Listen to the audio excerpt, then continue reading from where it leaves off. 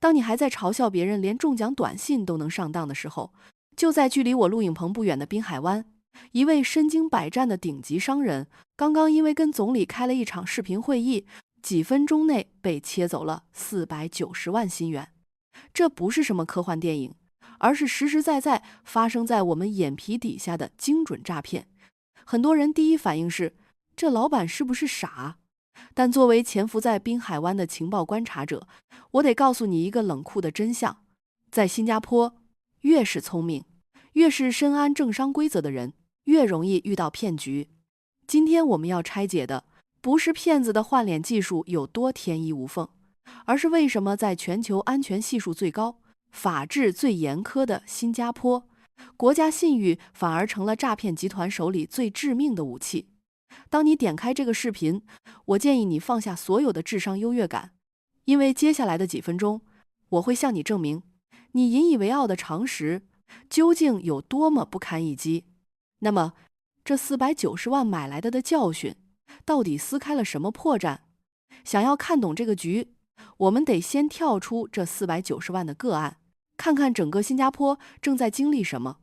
在新加坡生活，我们早就习惯了一种极度舒适的高信任社会模式，手机里装个 SingPass， 扫个脸就能搞定买房、交税、看病。政府官员在电视上的公开承诺，就是最硬的通行证。这种浸透在骨子里的信任，极大降低了我们的社会运转成本，但也恰恰是这份信任，现在正被工业化的跨国诈骗集团疯狂收割。根据新加坡警察部队公布的真实数据，2023年全岛因为诈骗蒸发的资金超过了惊人的6.5亿新元。6.5亿是什么概念？这相当于每天都有近200万新元的财富，从祖屋区、从 CBD 的写字楼里凭空消失，而且猎物早就不是什么都不懂的老年人了。你最近在社交媒体上大概率刷到过李显龙资政推销投资产品，或者黄循财总理教你理财的短视频，他们的脸、口音，甚至是讲话时的微表情，都被 Deepfake 技术1:1精准克隆。诈骗集团的打法已经从过去那种低级的猜猜我是谁，彻底迭代成了对新加坡体制信任的定向爆破。他们不再需要伪造一份粗糙的红头文件，而是直接把最高权力具象化，送到你的屏幕前。但问题来了，为什么连那些在商海里摸爬滚打多年的高管，也会对着一个假视频乖乖打钱？这背后其实隐藏着一个极其反直觉的心理陷阱。为什么高信任度社会反而成了 AI 诈骗最肥沃的温床？这就引出了一个极其致命的数字身份悖论。很多人以为黑客要弄走你的钱，得先花几个月时间攻破银行的防火墙。错，现在的骗子根本不屑于去硬刚银行的技术防御，他们选择了一条更高效的捷径，直接黑进你的大脑，篡改你的信任协议。咱们来看一个隔壁的里程碑级案例。几个月前，香港一家跨国公司的高管被拉进了一场全员视频会议，屏幕里，公司的 CFO 和其他高层都在，大家一本正经地讨论着机密并购案。这位高管没有丝毫怀疑，分多次转走了2亿港币。事后证明，那场会议里除了他自己，全都是 AI 生成的假人。回到新加坡这起490万的案子，逻辑如出一辙，骗子用黄循财总理的假视频做局，直接击穿了商人的心理防线。在这个级别的骗局里，骗子套上了公权力或者最高决策者的马甲，他们利用的根本不是人性的贪婪，而是我们在长期职场和商业文化中被训练出来的对权威的绝对服从。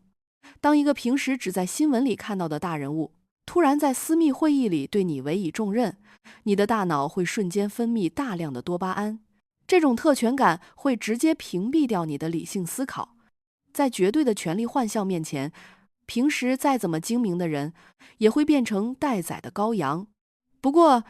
如果你以为骗子仅仅是靠一段逼真的视频就能拿走几百万，那你还是把这场博弈想得太简单了。视频其实只是个诱饵。如果你现在心里想的是没关系，我装个最新的反诈 APP， 或者买个 AI 检测软件就能高枕无忧。那我真心劝你，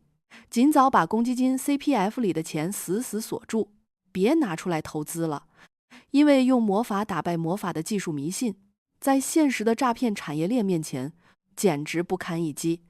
目前市面上最顶级的 AI 检测技术，对高质量 Deepfake 视频的实时识别率连 90% 都不到。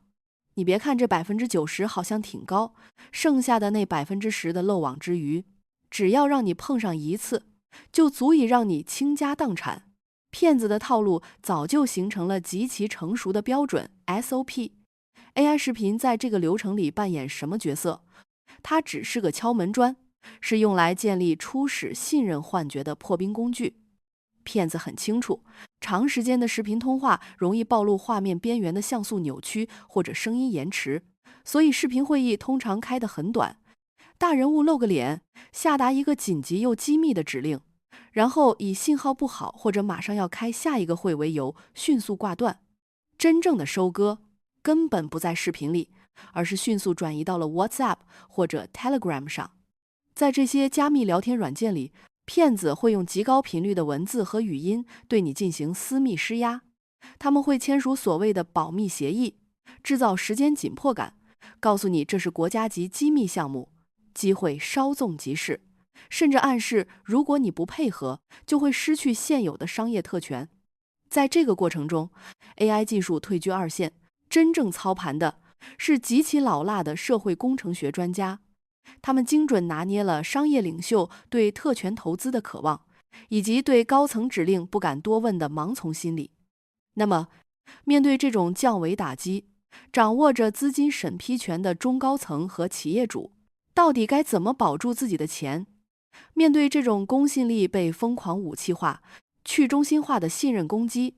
我们现有的防御手段必须彻底重构。新加坡警方一直在推行 ACT 防骗机制，也就是添加防范、核实信息、告诉他人。这套机制对普通市民非常有效，但对于你们那些掌握着公司财务大权、动辄审批百万、千万资金的企业主和高管来说，这还远远不够。你需要建立的是一套极其反直觉的零信任防御体系。什么是零信任？就是默认一切屏幕里看到的东西都是假的。在涉及资金调拨、机密数据授权的时候，必须彻底抛弃眼见为实的执念。无论视频里的大人物表现得多么无懈可击，无论他的口音多么地道，只要他提到了转账、汇款或者索要最高权限，你必须强行中断当前的单一通讯链路，不要在同一个软件里回复他，不要顺着他的逻辑走。你该怎么做？拿起你桌上的实体电话，通过独立的第二渠道，比如拨打他公开的办公室座机，或者向另一个知情的高层进行物理级的交叉核验。骗子可以伪造一张脸，克隆一个声音，甚至黑进一个 WhatsApp 账号，但他们很难同时控制所有的物理通讯渠道。这听起来似乎有些不近人情，甚至可能会让对方觉得你不识抬举。但在如今这个时代，轻信权威的代价就是你的银行存款在几秒钟内瞬间清零。捍卫你的资产，就必须学会做那个敢于在关键时刻拔掉网线的人。说到底， AI 并没有创造出什么全新的骗局，它只是像一面冰冷的镜子，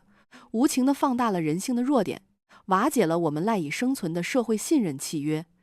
当国家信誉和最高权力都能被几行代码轻易伪造的时候，我们每个人都不可避免地成为了这座信息孤岛上最后的守门人。技术在狂飙，但人性的防御却还在原地踏步。你认为新加坡政府应该出台更严厉的专项法律，来打击这种滥用 AI 的犯罪吗？